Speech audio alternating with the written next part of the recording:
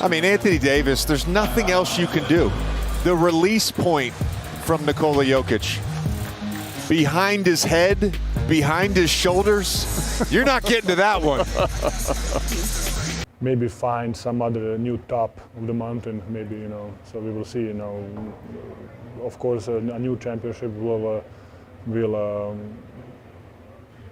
kind of uplift us all as a group, as a team.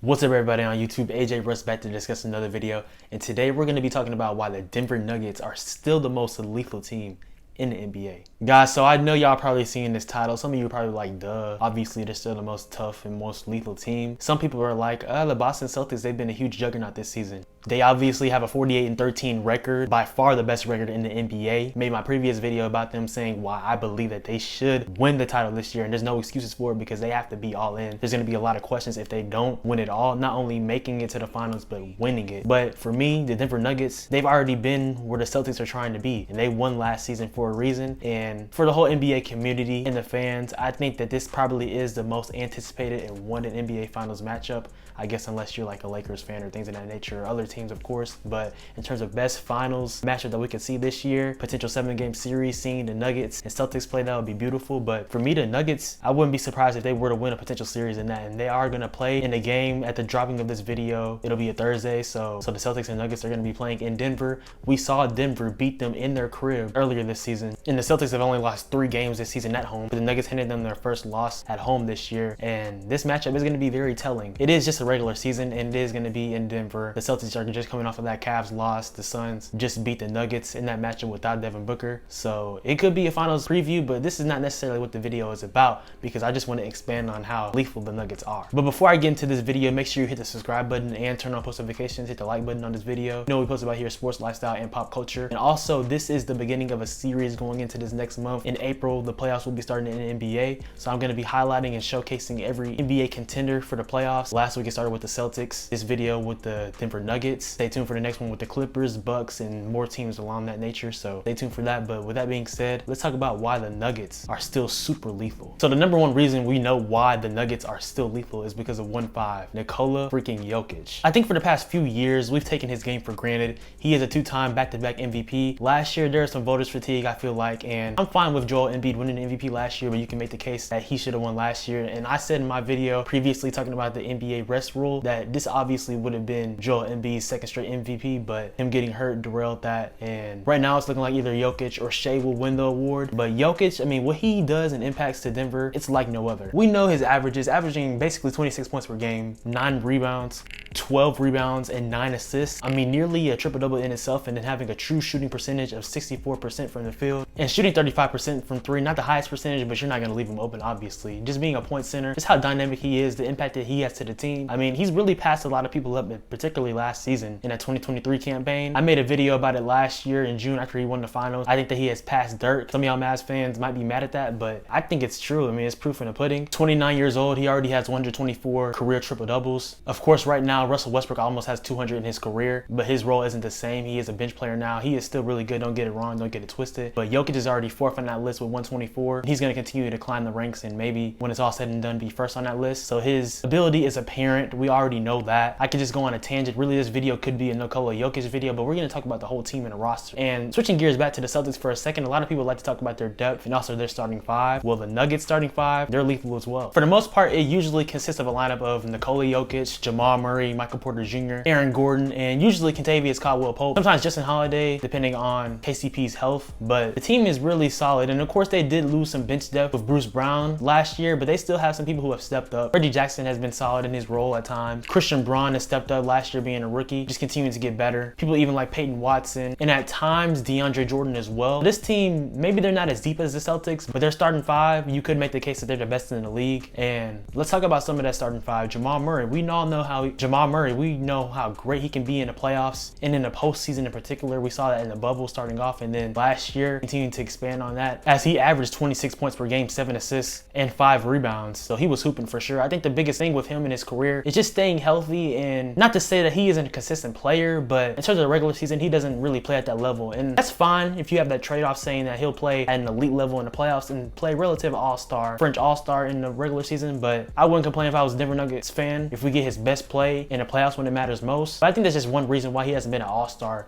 in the West, because the West is so guard heavy, having people like Shea, Luka, Steph, Anthony Edwards. The list really just goes on. But for Jamal Murray, I mean, he's one of the best point guards in the league. He's been proving that. His two-man game with Nikola Jokic off the screen and roll or pick and pop, it's dangerous and lethal, one of the best combinations in the game. And a lot of people are probably going to talk about how they're not the first seed in the Western Conference right now, which is a fair point, I would say, but they've been battle tested in the playoffs. So as long as they creep around that 3 seed, if the Minnesota Timberwolves, who are in first place right now, and OKC Thunder, they lack a little bit. I mean, they could elevate to that 1 seed in an instant. So many teams are separated by marginal games right now in the Western Conference. I mean, you see that from the teams that are in the play-in right now, all the way to the 5th and 6th seed, and of course the Clippers are the 4th seed right now. Can't wait to talk about them in a future video because they're very intriguing. In terms of the Nuggets, as long as they creep around that area, maybe if they don't get the 1 seed, okay, they can go on the road, but when they have that altitude advantage in Colorado playing in Denver, it always affects their opponent's conditioning for sure, and that's a good advantage. But even if they don't have home court, I think they'll be straight regardless, because Nikola Jokic, he's just gonna play basketball. He's there to play basketball. He's a professional bucket getter, never too high, never too low. He just balls. I mean, of course he shows emotion sometimes,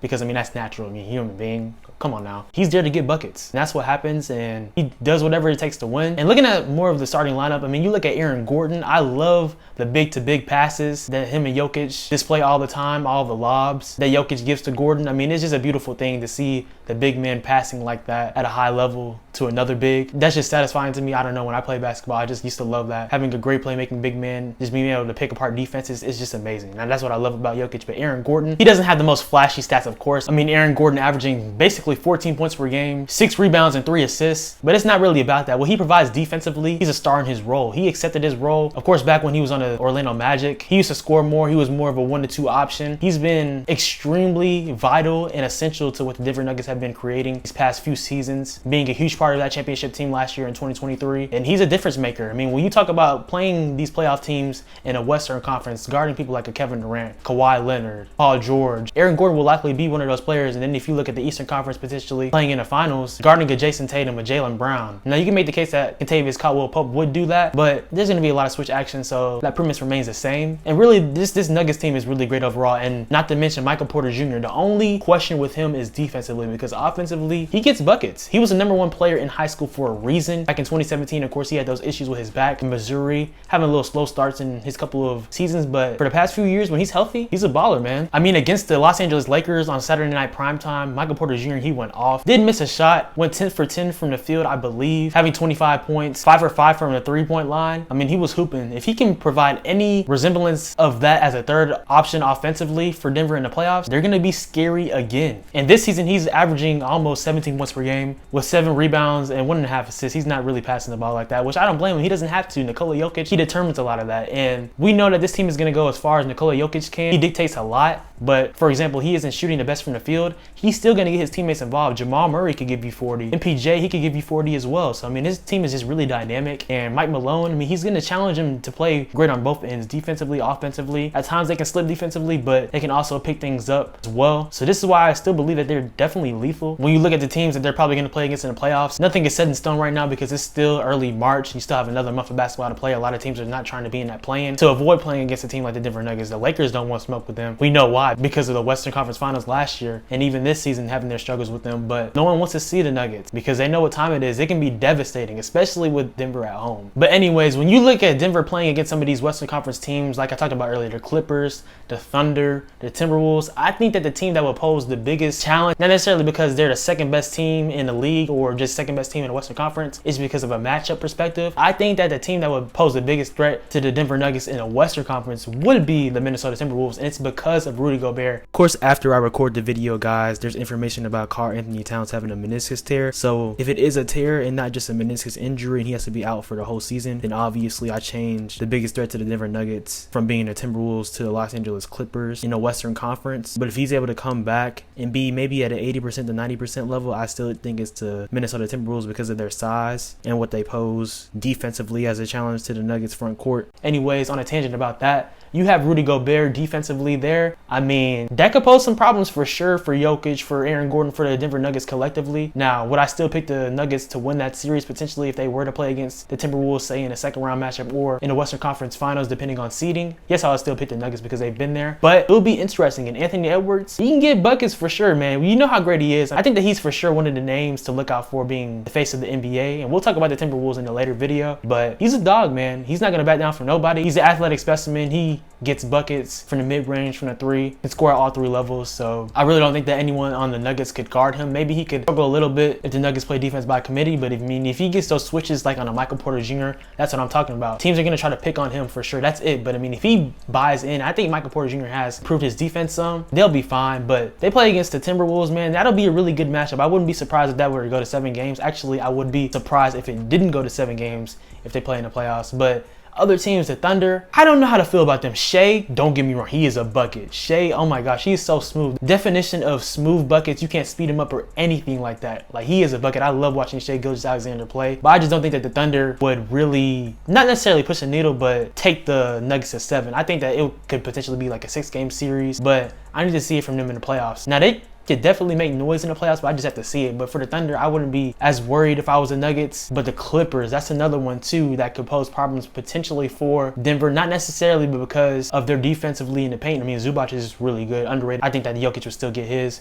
But in terms of their scoring, James Harden, he has provided a new dynamic for the Clippers. And with PG and Kawhi not necessarily always having to stick the ball all the time, that'll open up more things for them as well. And James Harden, he has had several playoff meltdowns, but he's not the number 1 or even number 2 option. So it's an interesting dynamic on that. And off the bench, Norman Powell has been playing great this year. Same with Russell Westbrook. That'll be a challenge for the Nuggets. That would be a good Western Conference Finals matchup as well. But I still feel like the Nuggets will push their weight and win. But that would be a good matchup too. So what I'm saying is there's definitely a window for the Nuggets to lose in the postseason this year. But I also believe that they're still the best team in the West, despite if they're the 3rd seed, 2nd seed, whatever they are, because they know when to flip that switch, and they are still lethal. But yeah, guys, that's pretty much my 2 cents on the Denver Nuggets, what their outlook is going into the playoffs this year. Still a month away, still a whiles away, but I'm going to be doing this for probably 5 to 7 more teams because there are a lot of teams in the mix. There's no clear-cut team that'll make the finals in terms of like us in the 2015, 2018 area, knowing it's going to be the Warriors and Cavs. It's not like that anymore, and it's a beautiful thing.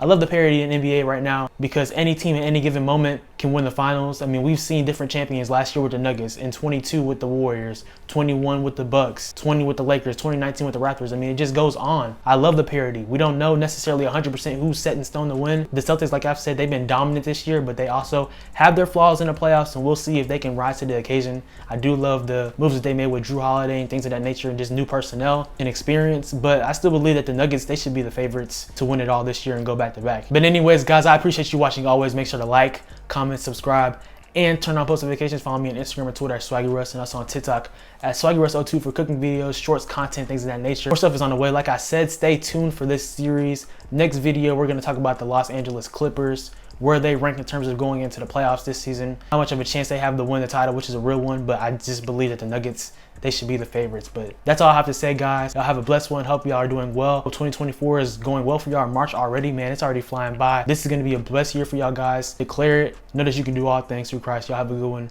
Be blessed.